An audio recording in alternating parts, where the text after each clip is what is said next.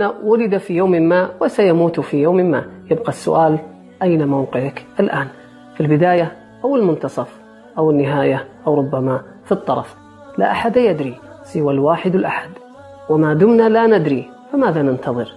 أعظم شيء مخيف في هذه الدنيا هو الموت المفاجئ لشخص غير مستعد. قال أحد السلف: لو قيل لي أني أموت الليلة ما زدت في عملي شيئا. يا الله، حياة بلا قشور، فلماذا يخاف القبور؟ يقول الله سبحانه وتعالى: يا ليتني قدمت لحياتي. نعم، الحياة هناك، فالموت نهاية لحياة الجسد وبداية لحياة الأبد. نحسبها رياضيا: كم سنعيش؟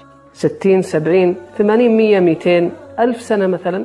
1000 سنة نعيشها في الدنيا مقارنة بحياة الآخرة، حياة الخلود الأبدي، لا تساوي شيء. القاعدة تقول: أي عدد مهما كان كبيرا إذا قسمته على ما لا نهاية يساوي 0.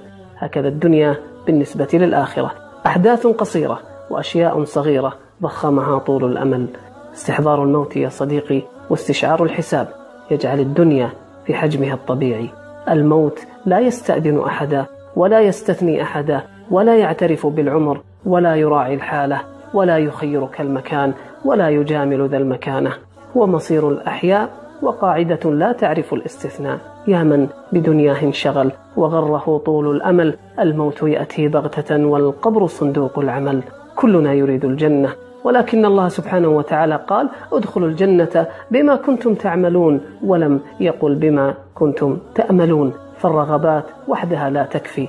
بادر، فالباب الآن غير مقفل، والعاقل من إليه يقبل على عجل قبل انقضاء الأجل. فابدأ المسير واستعد للرحيل، فجنائز الغد تتنفس الآن.